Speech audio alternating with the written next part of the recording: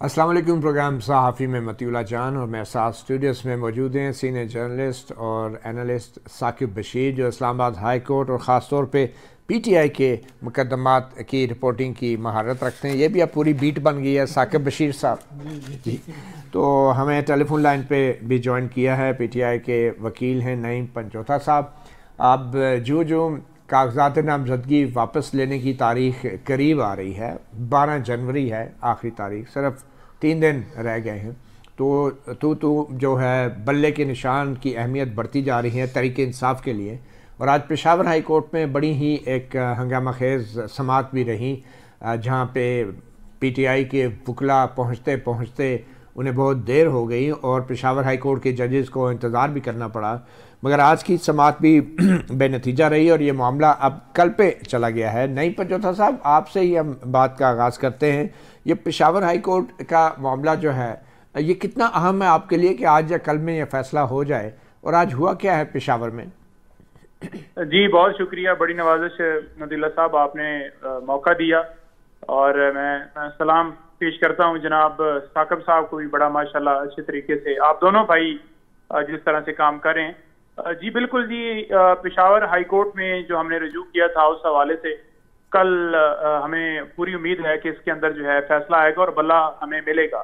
देखिए आज भी जो समाअत हुई उसके अंदर आपने बड़ा वाज़ेह देखा कि बात यही की गई कि इलेक्शन कमीशन के पास इख्तियार ही नहीं है किसी की इंटर पार्टी इलेक्शन के हवाले से कि वो उसके ऊपर कहें कि आपने ठीक किए हैं नहीं किए। लेकिन अगर बात की जाए तो 175 जो पॉलिटिकल पार्टीज हैं, क्या उनके हवाले से कभी इस तरह का जो है उनसे पूछ की गई? हम ये नहीं कहते कि हमसे क्यों जो है वो पूछा जा रहा है या हमने आइन के मुताबिक नहीं करवाया, बिल्कुल हमने आइन के मुताबिक करवाए, लेकिन इलेक्शन कमीशन का इख्तियार नहीं था। उसके बावजूद ऐसा शख्स जो हमारी पार्टी का मेंबर ही नहीं है उसकी दरख्वास्त के ऊपर जाकर इस तरह से फैसला देना, जिसमें पहले ये कहा गया कि बल्ले का निशान बैलेट पेपर के ऊपर होगा और चेयरमैन पीटीआई जो हैं वो बिल्कुल चेयरमैन रहेंगे, लेकिन 71 डेज फैसला महफूज करने के बाद कहा गया कि हम बल्ला लेते हैं वापस। अब जब पेशावर हाई कोर्ट ने हमारे हक में फैसला कर दिया था कि बल्ले का निशान जो है इनको अलॉट किया जाए और सर्टिफिकेट जो है वो वेबसाइट के ऊपर अपलोड किया जाए, लेकिन बजाय ये कि वो अपलोड करने के वो मुशावरत जारी रही 2 दिन 4 दिन जो भी, फिर उसके बाद उन्होंने जाकर वो ये नहीं कि आप देखें ना इसके अंदर कि वो वाज़ेह तौर पर पार्टी बन गए।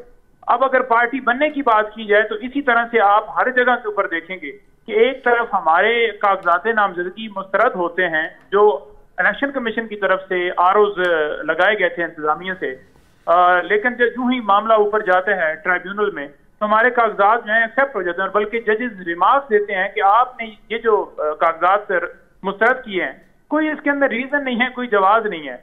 अच्छा, फिर मगर आपका गिला शिकवा तो दूर हो गया ना कागजात नामजदगी के हवाले से, तमाम शिकायत दूर हो रहा है। अभी उसके बाद भी चल रहा है। अभी उसके बाद भी ये है कि कल और आज मुख्तलिफ जगहों के ऊपर जो है वो जो हमारे हक में फैसला आया ट्राइब्यूनल से उसको चैलेंज करने के हवाले से जो है वो आज चैलेंज भी किए गए हैं, और कल कुछ जो है वो मुख्तलिफ जगहों के ऊपर कल मजीद चैलेंज किए जा रहे हैं। ठीक है। अच्छा, नहीं पंचोथा साहब ये बताएं कि 12 जनवरी या किसी और की भी इनकी तरफ से चैलेंज किए गए? ठीक है, 12 जनवरी आखिरी तारीख है, उम्मीदवार अपने कागजात नामजदगी वापस ले सकते हैं जो फालतू उम्मीदवार हैं या कवरिंग कैंडिडेट हैं या जो भी। तो 12 जनवरी तक अगर बल्ले के निशान का फैसला ना हुआ तो फिर ऑब्वियसली आपको अपने उम्मीदवार का नाम हर हलके के साथ जो है वो उसको आपको फिर ऐलान करना पड़ेगा। क्या किस किस्म के चैलेंजेस आपको सामना करना पड़ सकते हैं अगर बल्ले के निशान का फैसला ना हुआ या आपको बल्ला ना मिला? तो 12 जनवरी को क्या होगा? आपके लोग कागजात वापस लेंगे या मैदान में ही डटे रहेंगे सारे और बड़ी कन्फ्यूजन हो जाएगी वोटर के लिए? देखिए, जिस सूरत भी हो बड़ा वाज़ेह तौर पर क्लियर जो है ना आपको बताना चाहूंगा कि हम हर सूरत में इलेक्शन में जो है वो उतरेंगे, और जिस हाल में उतरना पड़े। आपने पहले भी देखा कि आपके समंदर से गुजर कर जिस तरह से पेपर जमा करवाने में दुश्वारी हुई, उसके बावजूद आपने देखा कि सबसे ज्यादा हमारे उम्मीदवार जो हैं 2400 के करीब उन्होंने अपने पेपर जमा करवाए। और अब भी अगर देखा जाए तो आप देखेंगे कि अडयाला जेल के बाहर लाइनें लगी हुई हैं कि लोग हर रोज आकर खड़े होते हैं। बेशक उनकी मुलाकात होती है, ये टिकट लेने के लिए आए या पैसे मिलने के लिए? नहीं, देखें बात ये है कि जो लोग आते हैं पहले भी आते हैं, आपको पता है कि इजहार यकजहती के लिए आते हैं, और इस वक्त जो सिलसिला है वो क्योंकि पूरे पाकिस्तान में मुख्तलिफ शहरों से चाहे वो कराची हो चाहे वो गिलगित बल्तिस्तान से हो, किसी जगह के ऊपर भी तो मुख्तलिफ शहरों से लोग आ रहे हैं। और अभी भी अगर आप ऑफिस में जाएंगे पीटीआई के, तो वहां आपको 2 बजे तक 3 बजे तक लोग जो हैं वो आपको मिलेंगे जो कि चाहते हैं और मजबूत उम्मीदवार हैं, और ये कहते थे कि इनके पास कोई उम्मीदवार नहीं है। लेकिन मसला ये है कि सियासी मैदान में मुकाबला करें, बल्ले के पीछे कभी पड़े हैं, कभी उम्मीदवारों को उठाते हैं, कभी जनाब लोगों के घरों में छापे मरवाते हैं, कभी प्रेस कॉन्फ्रेंस करवाते हैं और फिर कहते हैं कि जनाब हमारे साथ लोग खड़े हैं, हमारे पास मैंडेट है। अच्छा नहीं पंजोता साहब, ये आपने खुद ही इलेक्शन कमीशन के अख्तियार को तस्लीम किया था बल्ले के निशान के हवाले से। जब आपने दोबारा इलेक्शन करवाए इलेक्शन कमीशन के हुक्म पे, आपने इलेक्शन क्यों करवाए अगर आप समझते थे कि इलेक्शन कमीशन के पास ये अख्तियार ही नहीं है दोबारा पार्टी के इलेक्शन कराने के हुक्म देने का? देखिए मामला ये था मतीउल्लाह साहब, क्योंकि इलेक्शन जो हैं वो अनाउंस हो चुके थे 8 तारीख के हवाले से, तो वो मामला सर के ऊपर है और हमें इसी मामले में उलझाया गया है कि आपके इलेक्शन नहीं ठीक हुए, उम्मीदवारों के पेपर मुस्तरद हैं, आप बैलेंस ट्रिब्यूनल में जाएं, आपको कापियां जमा करवाते हुए भी दुश्वारी, आपको सर्टिफाइड कॉपियां लेते हुए भी आरओ साहब जो हैं वो हमें हाई कोर्ट से ऑर्डर लेने पड़े और हमने अपने पेपर जो अटेस्टेड कॉपियां हैं वो वहां से ली और फिर उन ऑर्डर को चैलेंज किया गया। तो ये सारी चीजें सिर्फ इसलिए थी कि ये उधर रहें और बाकी जमातें फील्ड के अंदर कंपेन करें। हमें तो ना कंपेन की जरूरत है ना जलसे की जरूरत थी। और उस ऑर्डर की अगर बात की जाए तो वो इसलिए जो उनका फैसला था कि आप 21 दिन के अंदर करवाएं, वो इसलिए हमने किया क्योंकि चैलेंज करने का भी हमारा इरादा था, जो आपने देख लिया प्रैक्टिकली। और उस वक्त जो पोजीशन थी वो ये थी कि हम इसके अंदर जो है वो कोई उज़र ना छोड़ें, उस तरफ जाएं, क्योंकि हमें ये था कि पता नहीं कब हाई कोर्ट में फैसला जो है वो डिसाइड होगा, लेकिन तब तक हम कम से कम मैदान में उतरें और फिर ये जो जवाब लगाया गया है ये खत्म की जाए। लेकिन जब कानून के मुताबिक हमने दोबारा करवा दिए फिर भी वो इतराज बरकरार है, लेकिन बहाने हैं सिर्फ, और कोई मसला नहीं। चलें ठीक है पंजोता साहब, आप हमारे साथ रहिए। साकिब बशीर साहब, एक तो ये बल्ले के निशान वाला मामला, आपके ख्याल में पीटीआई इस्लामाबाद हाई कोर्ट को छोड़ के पेशावर हाई कोर्ट क्यों गई? पीटीआई की ये मूव ज़ाहिर सी बात है, उन्होंने कोई कैलकुलेशन यकीनी तौर पर की होगी, जिस वजह से वो इस्लामाबाद से पहले कुछ केसेस लाहौर भी लेके गए, लाहौर हाई कोर्ट में भी, और फिर वो ख़ास तौर पर पेशावर हाई कोर्ट ये केसेस लेके गए। कुछ रिलीफ भी उनको वहाँ से मिले थे, अगरचे इस्लामाबाद हाई कोर्ट से भी कुछ रिलीफ तो इनको मिले हैं, लेकिन यह है कि इनका यही था कि शायद वहाँ से रिलीफ मिल जाए, और मिल भी गया। लेकिन मसला ये था कि वो जज साहब ने भी थोड़ा सा तेज़ी से जो इलेक्शन कमीशन था उनको नोटिस नहीं किया, उनको सुना नहीं, मतलब स्टे ऑर्डर अगर आपने ग्रांट करना भी है पेशावर हाई कोर्ट ने, फिर ये है कि हालांकि इस्लामाबाद हाई कोर्ट में होता तो नोटिस दे के होना वही था, लेकिन नोटिस दे के करते कम से कम। जी बिल्कुल, खुंडी चोरी नहीं है।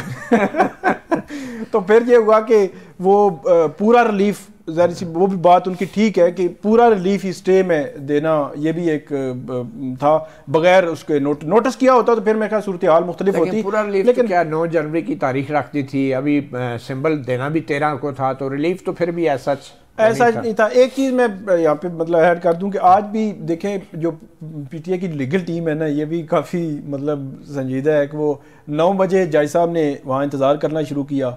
उन्होंने एक दफ़ा केस अर्जन किया, 11 बजे किया, 11 बजे फिर थोड़ी देर बाद फिर लगाया, फिर अर्जन किया, फिर तकरीबन 12:30 तो वो गुस्से हो गए। उन्होंने कहा ये कुछ तरीका कार है, आप बंदे आए नहीं है, 1:15 बजे तक टाइम है, आते हैं ठीक है, नहीं तो हम केस नहीं सुनेंगे। वैसे ये हुआ तो क्या पंजोता साहब से पूछ, पंजोता साहब ये लेट क्यों हो गया आपके वकला? हमेशा देर कर देता हूँ मैं, ये क्या मामला है? सुप्रीम कोर्ट में भी कई बार ये वाक़या हो चुका है, एडवोकेट शोएब शाहीन साहब वो पहुँचे नहीं मौके पे।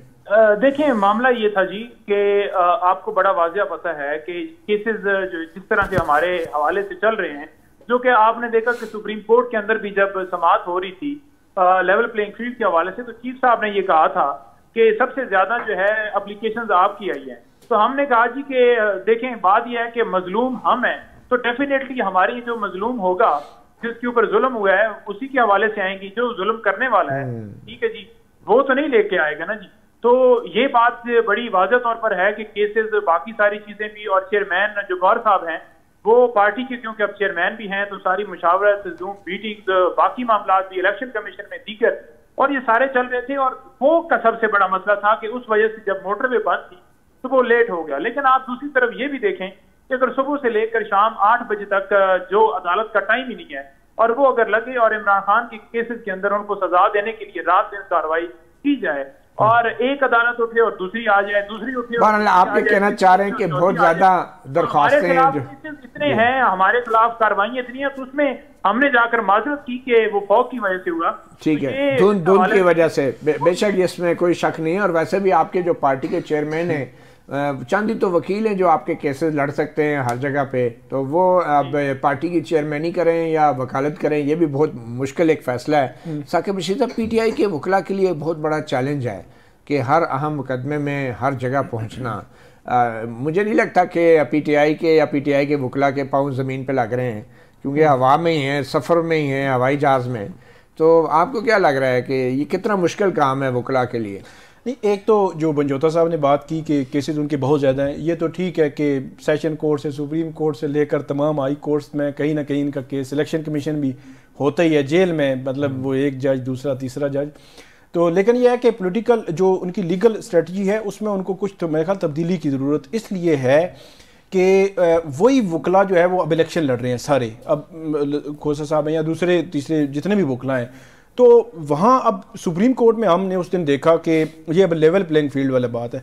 अब जो बातें हो रही थी वो तो ठीक है, उनके जेन्युइन है कि हमारे जो उम्मीदवार हैं उनको उठाया गया, खींचे गए, सारी चीज़ें ठीक है, नहीं थी सामने, लेकिन मसला ये है, अब ये कहते हैं कि हमारा रिकॉर्ड पे भी मौजूद थी सारी चीज़ें, लेकिन अब इशू ये है कि जब पूरा वकील प्रिपेयर नहीं होगा, मतलब तैयारी ये होती है कि आपने 1 बाय 1 लिखा होता है, जो भी चीज़ जो सवाल आ रहा है कि आपके कितने MPOs हैं, तो उनको चाहिए था कि पेज नंबर फलां पे जाएं, उस पर पूरी हमने डिटेल दी हुई है, कुछ भी नहीं, या दफ़ा 144 के कितने हैं, या उनके कितने लोगों को उठाया गया है, मतलब सारी चीज़ें हैं। लेकिन यह कि वो मेरे ख्याल में अच्छे तरीके से तैयारी की जाती और प्रोफेशनली उसको किया जाता ज़्यादा बेहतर था।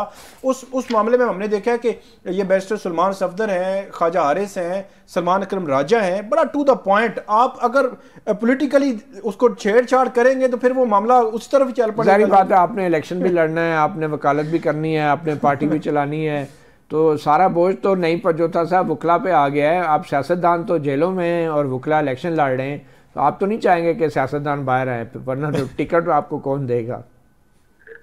देखिए मतीला साहब, गुजारा ये है कि सबसे पहली बात तो ये है कि जो सियासत के हवाले से साकिब साहब ने बात की, वो एक हद तक जरूर ठीक है कि हमें जो है वो उसके अंदर तब्दीली लानी है, लेकिन लानी किस टाइम के ऊपर है। इस वक्त आप देखें तो खोसा साहब हों या दीगर वकला हों जिन्होंने इलेक्शन लड़ने हैं, वो अभी तक कोई हलकों में नहीं गए।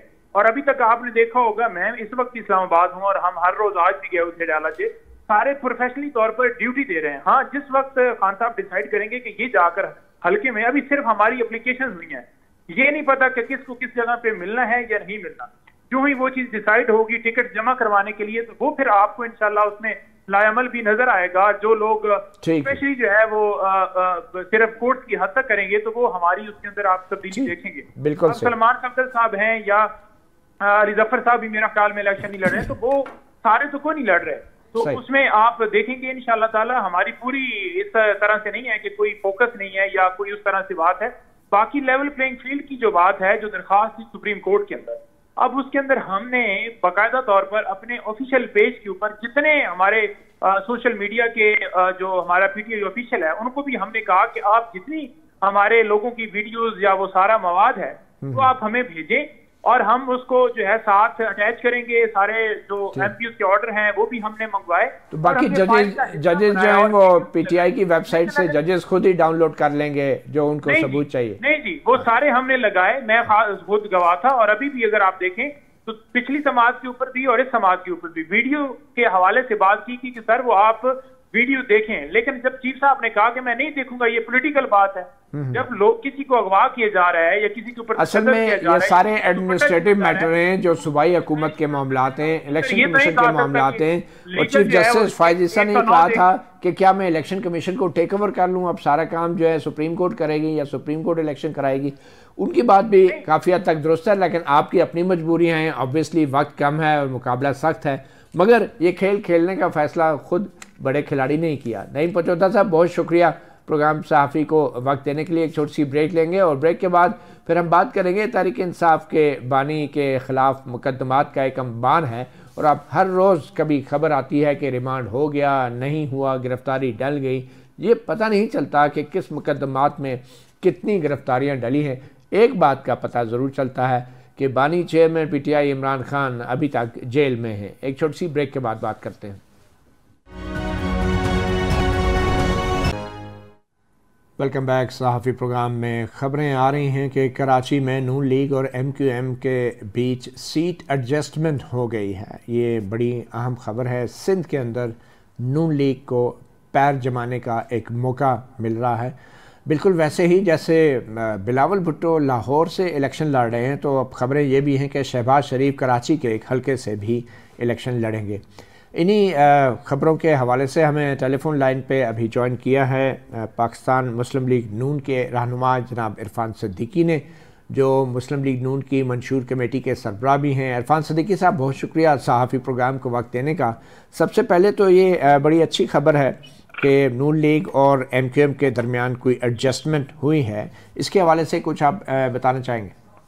अस्सलाम वालेकुम जनाब मती साहब, जैसा कि शायद आपको अंदाजा होगा, ये मामलात जो हैं टिकटों के या किसको मिलना है या किसने कहाँ से इलेक्शन लड़ना है या किसके साथ किस तरह के कंप्रोमाइज हो रहे हैं, किस तरह सीट एडजस्टमेंट हो रही है, मैं सारे मामलात से कुछ ज़्यादा मुतल्लिक नहीं हूँ। मेरे पेश नज़र एक और काम है जो मैं बिल्कुल तनदही के साथ उस काम में लगा हूँ। लेकिन इम्कान यही है, जो बात आप कह रहे हैं कि गालिबन इंशाल्लाह कराची से 242 पे शहबाज शरीफ साहब इलेक्शन लड़ेंगे, और हमारी मालूमात यही है कि 2018 में भी वो ये इलेक्शन जीत चुके थे और उन्हें मैनूवर करके 100 वोटों से उनको शिकस्त दी गई। तो इंशाल्लाह वो हमारे लिए बड़ा अच्छा हल्का है और हमें तवक्को है कि इस दफा भी हमारी परफॉर्मेंस वहाँ पे अच्छी होगी। इसी तरह इस्तेकाम पाकिस्तान के साथ भी मामलात आगे बढ़े हैं और सर्टन सीटों पे एडजस्टमेंट हो रही है, और चंद एक सीटें ऐसी हैं जिन पे मामलात तय पा गए हैं, लेकिन अभी ये सिलसिला पूरी तरह खत्म नहीं हुआ। शायद एक आध दिन और लगेगा और फिर हतमी तौर पे टिकटें जो हैं उनका अनाउंस भी हो जाएगा, वो जारी भी कर दी जाएगी। अच्छा इरफान सिद्दीकी साहब, कराची में 2018 में जो नून लीग और MQM के साथ हाथ हुआ था, अब तासुर यह है कि अब PTI के साथ वही हाथ होने जा रहा है। मेरा ख्याल ऐसा नहीं है। अगर उन हालात में, जबकि 2018 में सारी हवाएं हमारे खिलाफ चल रही थी, सारे मौसम हमारे खिलाफ थे और तय पा चुका था कि किसको लेके आना है, तय पा चुका था कि किसको इलेक्शन में नहीं आने देना। अब नहीं तय पाया। नवाज शरीफ, मैं बता रहा हूँ, नवाज शरीफ साहब को इलेक्शन से बाहर कर दिया गया था, और तो उन हालात में भी हम वो इलेक्शन जीत गए थे।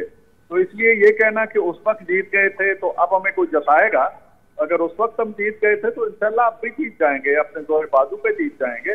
ना उस वक्त हमने किसी पे भरोसा किया था, ना अब कर रहे हैं सवाए अवाम के। आप इससे अंदाजा लगा लीजिए कि अगर उस वक्त सिर्फ 600 वोटों से हमें शिकस्त दी गई थी, तो आज हम अल्लाह के फजल करम से ज्यादा ताकत और ज्यादा तवानाई रखते हैं।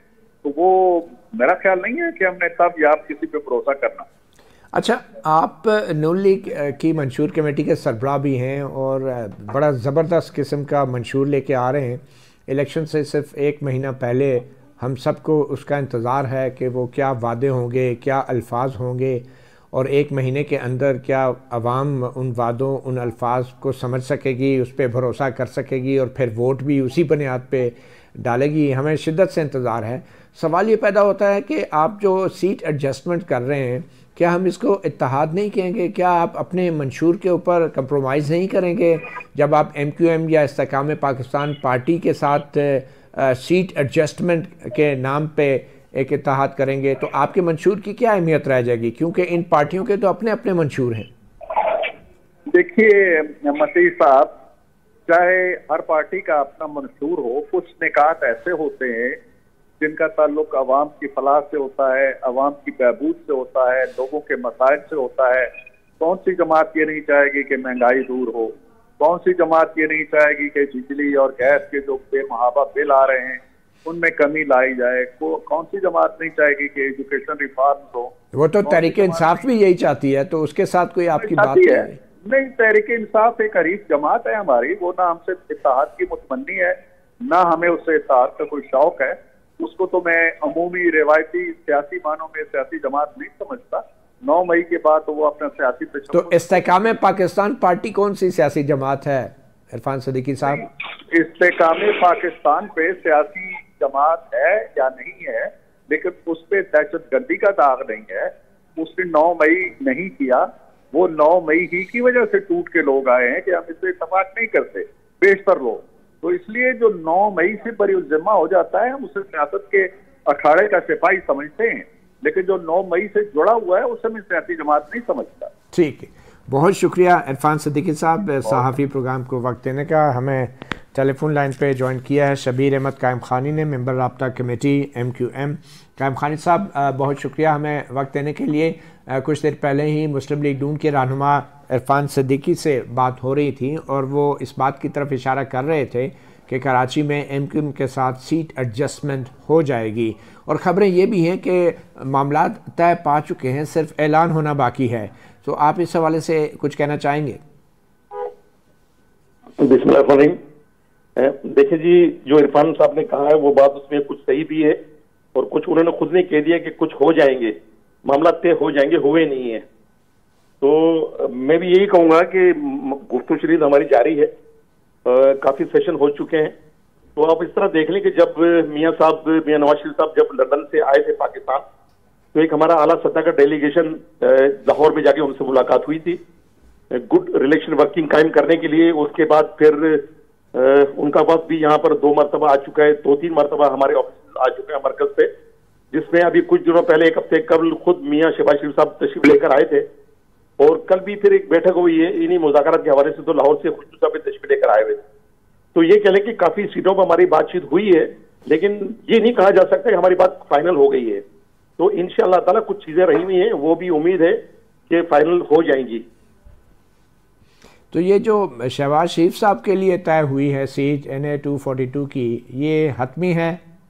नहीं, अभी कोई तय नहीं हुई ना, उस पर कुछ बातें करनी है और वो बातें अभी मैच्योर नहीं हुई हैं। जब ये चीजें मैच्योर हो जाएंगी तो हम तो खुद चाहते हैं, खुद पार्टी कोई आना का मसला नहीं बनाती है, कोई हमारी जिद नहीं है, खुद मुस्तफा कमाल साहब कोई बात ही नहीं है, विड्रा हो जाएंगे। लेकिन बट ये कि कुछ हम भी तो अपनी कुछ बातें करनी है उनसे, वो बातें करके, क्योंकि ये सीट आपको पता है कि पहले मुस्तफा कमाल साहब ने बाई इलेक्शन कंटेस्ट किया था यहाँ से, और मुसलसल 3 साल से ऐसा वक्त नहीं है कि जहाँ मुस्तफा कमाल साहब उस हल्के को अपना टाइम नहीं दिया हो। वहाँ पे इतनी मेहनत है, दीगर हमारे जुम्मेदारान की उस हल्के पर बड़ी मेहनत है, तो यकीनन इतनी मेहनत की हुई और हम कैसे छोड़ दें। लेकिन मैंने पहले कहा कि जिद और आना का मसला नहीं है, अगर कोई बात बेहतरी की तरफ जा रही है तो जरूर उस पर बात हो सकती है, लेकिन उसके लिए कुछ मजीद हम भी तो कुछ बात करेंगे ना, छोटी चाहेंगे उस बात की, वो चीजें कुछ रही हुई है। तो इंशाल्लाह ताला वो मैं समझता हूँ उसमें मुस्लिम लीग नून भी कोई जिद नहीं करेगी और मामला कुछ उसूल से तय पा जाएंगे, लेकिन अभी पाए नहीं है। मुस्तफा कमाल साहब तो वैसे भी सेनेट में आ सकते हैं, सेनेटर बन सकते हैं, MQM को सेनेट में इलेक्शन भी फौरी तौर पे आ जाएंगे फिर जनरल इलेक्शन के बाद। बहरहाल ये सीट एडजस्टमेंट जो आप कर रहे हैं, तो 2018 में ये क्या वाक़या हुआ था? ये जो PTI के जितने 14 या 15 नुमाइंदे थे, उनकी इस वक्त क्या पोजीशन है, और क्या PTI से MQM का कोई राब्ता नहीं है? देखो मती साहब, PTI वो आपको भी पता है, मैं उस डिटेल में नहीं जाना चाहता कि 2018 नहीं, आप जरूर जाएं, प्लीज बताएं। जी, मैं 2000 पूरी सबको पता है, और कि 2018 में क्या हुआ कि 2018 में तो वो लोग जो कराची में काउंसलर भी नहीं बन सकते थे, वो MNA और MPA बन गए और फिर फेडरल मिनिस्टर भी बने वो। लेकिन किया 3.5 साल उनको वक्त मिला, 3.5 साल में उन्होंने कुछ किया ही नहीं कराची के लिए। और कुछ ऐसे MNA थे जो घर MPA से जो घर जाके सो गए थे, उन्हें यकीन ही नहीं था कि हम MNA MPA बनेंगे, और 2 दिन बाद उनके जगह के 3 दिन बाद उन्हें कहा जा रहा है कि आप MNA बन गए, मुबारक हो, आप MPA बन गए, आपको मुबारक हो। आपको पता है कि आरटी सिस्टम बैठ गया था पूरे पाकिस्तान में, सिर्फ कराची का आरटी सिस्टम बैठ के, और इस तरह से सिस्टम को आपको पता है कि डीरेल किया गया, जिसकी वजह से काफी कराची को नुकसान हुआ, और कराची के जो लोग असल हकीकी नुमाइंदे थे उनसे मैंडेट छीन के किसी और के हवाले किया गया, जिन्होंने 3.5 साल में तबाही के अलावा कुछ भी नहीं किया। ठीक है कायम खानी साहब, जिन लोगों की तरफ आपका इशारा है कि उन्होंने सिस्टम को डीरेल किया, अब वही लोग उस सिस्टम को दोबारा ट्रैक पे चढ़ा रहे हैं। मैं समझता हूँ शायद ये तो बड़ी डिटेल बात हो जाएगी, उस मौजूद में नहीं बात करना चाह रहा। मैं तो ये कहना चाह रहा हूँ कि बस मुल्क के लिए बेहतरी हो, और हम मुल्क के खैर ख्वाह हैं, हम बेहतरी चाहते हैं, हम बेहतरी चाहते हैं। हम चाहते हैं कोई भी पार्टी आए, अगर PTI भी अगर आई भी थी, चलो आ भी गई है, पाकिस्तान कराची से जीत गई थी वो, तो फिर उन्होंने कराची के लिए काम करना था ना, उन्होंने कराची को ऑन किया ही नहीं। उन्होंने कराची में, पूरे पाकिस्तान में कहीं काम ही नहीं किया उन्होंने। खुद खान साहब थे, वो कभी कराची पूरे 3.5 साल के टर्नओवर में 2 या 3 मरतबा आए, 4 मरतबा वो गवर्नर हाउस से कभी बाहर निकले नहीं, और वो तो कराची को उन्होंने ऑन नहीं किया। तो इस वजह से जाहिर है अब वो इलेक्शन में जब हिस्सा ले रहे हैं, वो आजाद उम्मीदवार की हैसियत से लें या बल्ला, तो भी जब फैसला हो उनके पास मिले ना मिले, लेकिन वो 2018 वाली पोजीशन है नहीं। असल आप देखें कि कराची में एमक्यूएम हमेशा जीतती रही है, और इंशाल्लाह ताला इस मरतबा भी एमक्यूएम सरप्राइज देगी, क्योंकि कराची के शहरों का जो मूड है वो आप अच्छी तरह बेहतर जानते हैं, आप सीनियर साहब हैं, क्योंकि पाकिस्तान पीपल्स पार्टी ने भी 15 साल में कुछ नहीं किया शहर के अलावा। शहर को लूटा सबने, लेकिन शहर के लिए किसी ने नहीं सोचा। तो कराची का शहरों का मूड बिल्कुल यकसर तब्दील है। इंशाअल्लाह ताला वो अभी एमक्यूएम को वोट देकर, क्योंकि एमक्यूएम ने हमेशा कराची के लिए काम किए हैं, कराची को ऑन करती है, कराची के शहरों के साथ हर दुख दर्द में एमक्यूएम खड़ी है। तो इसलिए हमें भी उम्मीद है कि कराची के शहरी एमक्यूएम को, कराची शहरों की बात कर रहा हूं मैं, पर्टिकुलर किसी जबान की बात नहीं कर रहा हूं मैं, क्योंकि कराची में तो हर जबान बोलने वाले शहरी रहते हैं, हर मजहब से ताल्लुक रखने वाले लोग रहते हैं। तो एमक्यूएम का किरदार सबके सामने है। कराची में एमक्यूएम ने काम किए, खिदमत की। अब वो एमक्यूएम नहीं है जिस एमक्यूएम के बारे में परसेप्शन गलत हुआ करती थी। कराची में एमक्यूएम विन करेगी। कुछ सियासी जमातों का ख्याल है, जैसे मौलाना फजल रहमान हैं, और सेनेट में भी एक करारदाद आ गई इलेक्शन को मुलतवी करने के हवाले से, तो एमक्यूएम क्या इस हवाले से मौक़िफ़ रखती है?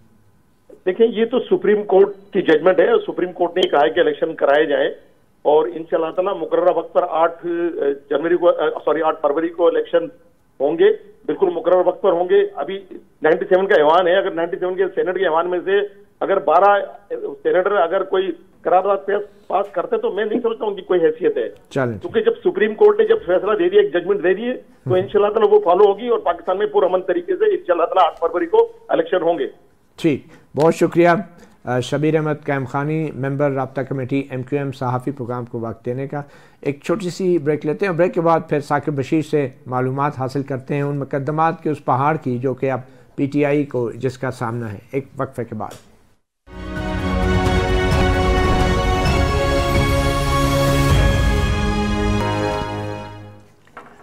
Welcome back. साकिब बशीर साहब, ये तोशा खाना केस और 190 मिलियन पाउंड जो अलकायदा ट्रस्ट का केस है, इसमें ज़मानत मुस्तरद हो गई बानी PTI की, ये किस मरहले पे हैं ये मुकदमात, और क्या लग रहा है आपको, ये जल्दी कंक्लूड भी हो सकते हैं?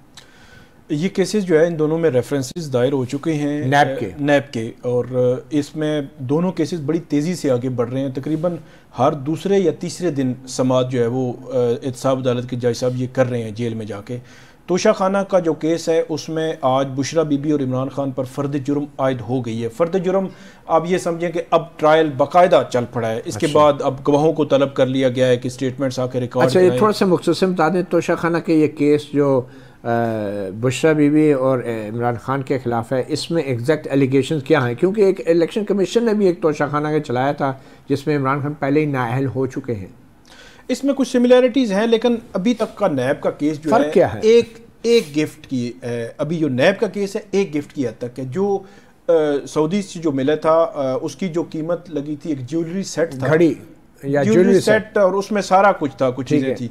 तो उसमें उसकी जो कीमत जहाँ पे लगी, वो कहते हैं कि 1 करोड़ 90 लाख रुपए लगी, 80 लाख। तो उसमें 90 लाख इन्होंने अदा किया और वो ले लिया। लेकिन नैब का केस ये है कि उसकी कीमत एक्चुअली 3 अरब 16 करोड़ रुपए थी। अच्छा, ये कैसे असेस किया? अब ये नैब का ये केस है कि जिन लोगों ने असेस किया था, उन्होंने ठीक असेस नहीं किया। फिर पूरे पाकिस्तान में असेसमेंट के लिए हमें कोई बंदा नहीं मिला कि इसकी कितनी कीमत है। फिर उन्होंने हाई प्रोफाइल मुकदमे के बाद तो इसकी कीमत और भी बढ़ गई होगी। अच्छा। फिर UAE लेके गए, और UAE में एक बंदे ने उसको असेसमेंट दी कि इसकी कीमत तो इतनी बनती है। लेकिन इसमें नैब ने ये काम किया है कि जिन लोगों ने पहले असेस किया था, उनको इस केस से निकाल दिया है कि उनकी मतलब कोई इन्वॉल्वमेंट, मतलब विटनेसेस के तौर पे उनको नहीं, वो नहीं, कहीं पे भी मुलजम भी नहीं है। मतलब फर्ज करें कि अगर उनकी असेसमेंट गलत थी तो वो मुलजिम होने चाहिए थे, या ये है कि गवाह होते कि हमें कहा गया था, तो ना गवाह है ना मुलजिम है। तो ये एक अजीब सी सिचुएशन है। लेकिन ये केस है सारा, तो इसमें अब फर्द जुर्म आयद हो चुकी है। 11 के लिए उन्होंने कहा है सारे गवाह आ जाएं, 20 के करीब जो है वो गवाह हैं, तो जज साहब ने बुलाए हैं। तो एक तो ये केस है कि ये केस अब तेजी से आगे बढ़ेगा। और इसमें जमानत की दरख्वास्त मुस्तरद हुई, जमानत बाद अज गिरफ्तारी की दरख्वास्त जो है अब वो हाई कोर्ट से जमानत। अच्छा, अगर जमानत हो भी जाती तो बाहर नहीं आ सकते थे इमरान खान। वो इसलिए नहीं आ सकते थे कि आज के दिन ही 12 केसेस जो है 9 मई के मुतलका वाक़यात के, GHQ हमला केस और दूसरे तीसरे, उनमें उनकी गिरफ्तारी हो चुकी है। तो इट मीन कि अगर वो शाम को उनकी जो जमानत का फैसला आया, अगर फ़र्ज़ करने की जमानत हो भी जाती तो वो बाहर नहीं आ सकते थे। तो इसलिए अब ये केस जो है वो आगे बढ़ेगा। अब जो दूसरा इसमें केस है 190 मिलियन पाउंड केस, वो भी बहुत इंपॉर्टेंट है। उसमें 6 दीगर जो दूसरे गवाह उसमें मुलजिम हैं, उनको पहले तो उन्होंने, क्योंकि पूरा एक कानूनी प्रोसेस होता है कि उनको पहले इश्तिहारी करार दिया जाए, फिर उनकी जायदाद जब्त, अकाउंट्स मुंजमद और सारी गाड़ियाँ वगैरह ये वो सारी जब्त कर ली जाती हैं। तो वो प्रोसेस मुकम्मल हुआ है। आज मुंजमदगी के ऑर्डर भी हो गए हैं कि उनकी सारी जायदाद जब्त कर ली जाए। तो अब अदालत ने यह फैसला किया है कि उन 6 तो जब आएंगे जब उस पर देखा जाएगा, लेकिन 2 की हद तक केस आगे बढ़ाएंगे। इसलिए आज इनको नकलें जो है वो दे दी गई हैं और 17 जनवरी को इस केस में भी फर्द जुर्म आयद हो जाएगी। तो इसका मतलब ये है कि अब ये दोनों केसेस इकट्ठे चलेंगे।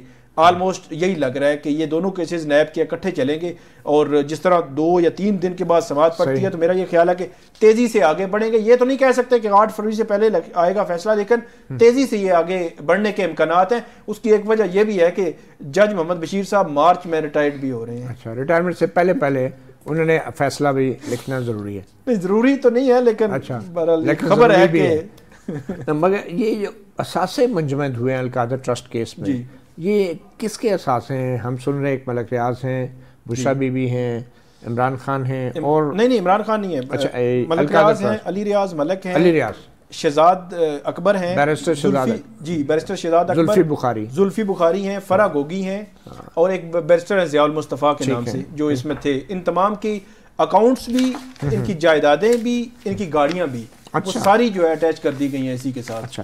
अच्छा, ये जो लिस्ट जो इस वक्त सर्कुलेट हो रही है, ये असासों की लिस्ट है जी, तो इसमें तो बैंक अकाउंट्स भी शामिल हैं और जो प्रॉपर्टीज़ हैं, तो ये जो हाउसिंग स्कीम्स हैं, प्रोजेक्ट्स हैं, इनके DHA के अंदर प्रॉपर्टीज़ हैं, प्लॉट्स हैं, ये सब मुंजमद हो गए। तो आपके ख्याल में ये असासे मुंजमद होने से पहले बैंक अकाउंट्स या ये सब भरे होंगे बैंक अकाउंट्स या क्या इनका क्या असर क्या पड़ेगा? नहीं, असर कुछ ना कुछ तो यकीनी तौर पर पड़ता है, लेकिन जो आपने बात की कि उनको आइडिया तो था। अब बैरिस्टर शहजाद अकबर की बात करें तो वो वकील रहे हैं, उनको पता था कि अब जो प्रोसेस हो रहा है तो उस प्रोसेस में एक सर्टेन स्टेज पे आकर ये अटैच हो जानी है और मुंजमद हो जानी है। पहले टाइम पे निकल गए जी। मतलब आज भी इस वक्त पाकिस्तान में नहीं है, कोई भी नहीं है, उनकी फैमिली भी कोई नहीं है जी, इनमें से कोई भी नहीं है। तमाम के दायमी वारंट्स भी जारी हो गए हैं कि जब भी जहाँ भी मिले इनको गिरफ्तार करके पेश करें कोर्ट के सामने।